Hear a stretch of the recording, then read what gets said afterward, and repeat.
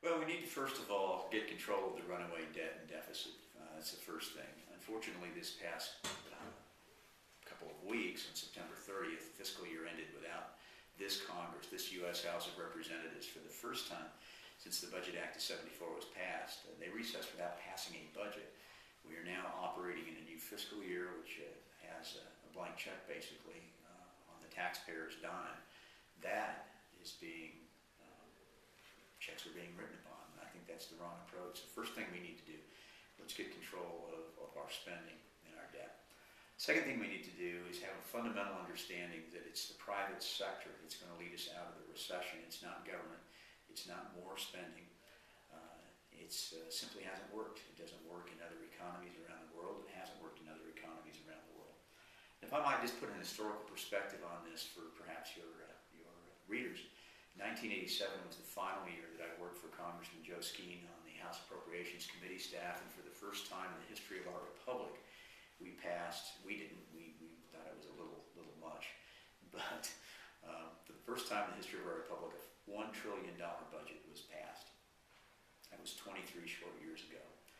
And now we're talking about an estimated federal budget of $4 trillion, a 400% increase in federal spending. And for those who look at that spending pattern, it has not created any more jobs. Certainly our poverty rate now, 1 in 7 Americans.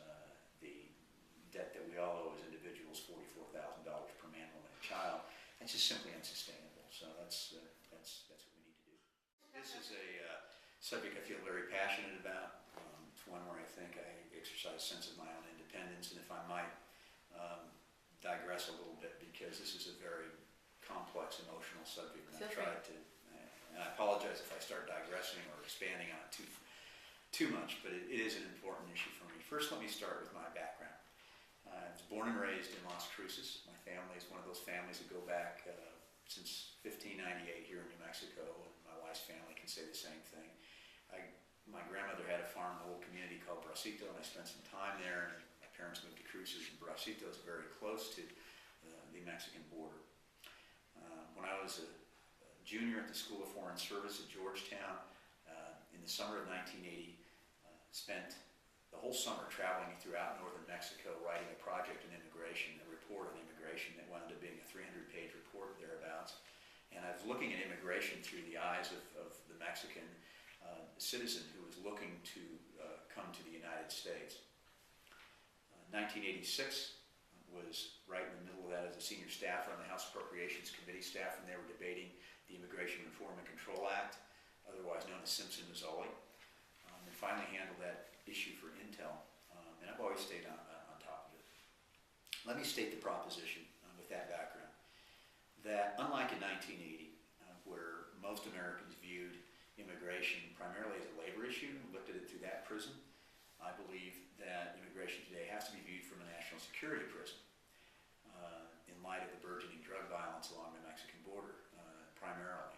It is an unbelievable thing that's going on to the country of Mexico. It's saddening to me because that is a beautiful country, beautiful people, wonderful culture, and it's heartbreaking to me to stay on top of what's going on with the drug violence. And Ciudad Juarez, for example, it is unbelievable. I got a briefing on it, which I won't go into graphic details, but the barbarity and savagery that's taking place now with that drug war, unbelievable. I think most Americans agree we need a secure border. However, that's the easy answer to the immigration thing. I think most people would agree with that. We have to understand that the people, as we speak and as we're doing this interview, there are immigrants in this country who are working the fields of Yuma, Arizona, probably in 100-degree weather there, or Central Valley of California, who are doing unbelievable work. That does aid this economy. There are many who my party, who have this round them up and throw them out mentality, and I don't have that. I think we need to value their labor. They're here to perform back-breaking work at very difficult conditions. So for that, I have said we need to value that work ethic. We also need to respect and appreciate what they do. So therefore, I support a compassionate, humane, workable, verifiable guest worker program, temporary guest worker program for the individuals that are in this country. I do not believe we should round them up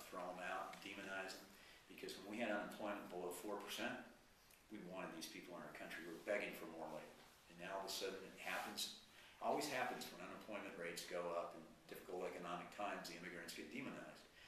And so on one hand, you can't say, come come to this country when things are great, we need your labor. And on the other hand, when things turn south, okay, now all of a sudden you get demonized. That being said, there are some bad people in this country. We need to figure out who they are. And I don't have any problem with that. As you can tell, I wear this for a reason. This was given to me by a mom, Wounded Warrior Project, about 10 days ago or so. I met with her son.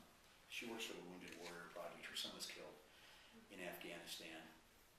I won't go into all the stories, but I wear it with me because it reminds me, and she asked me to wear it. I said, I'd be honored. Both wars, I'm going to clump them together here.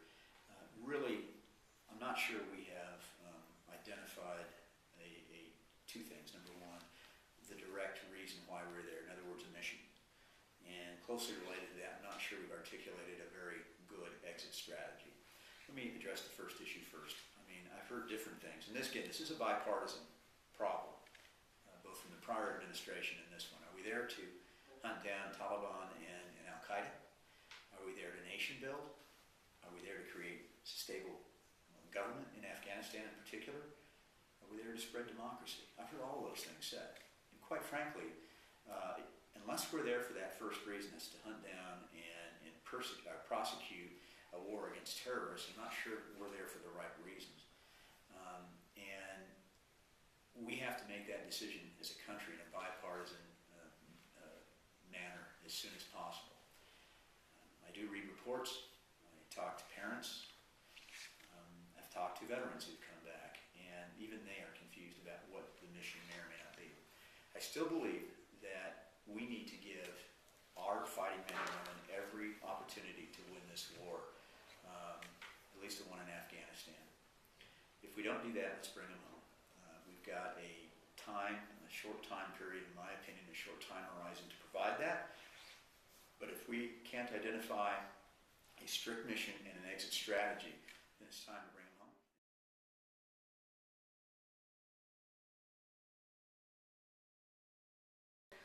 I'm an all of the above approach when it comes to energy, including petroleum and natural gas. Especially, I'm a big advocate of natural gas, drilling and exploration.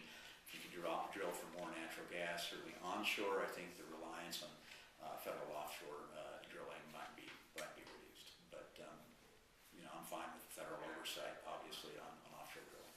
I'm fine with them doing it and making sure that these things don't happen.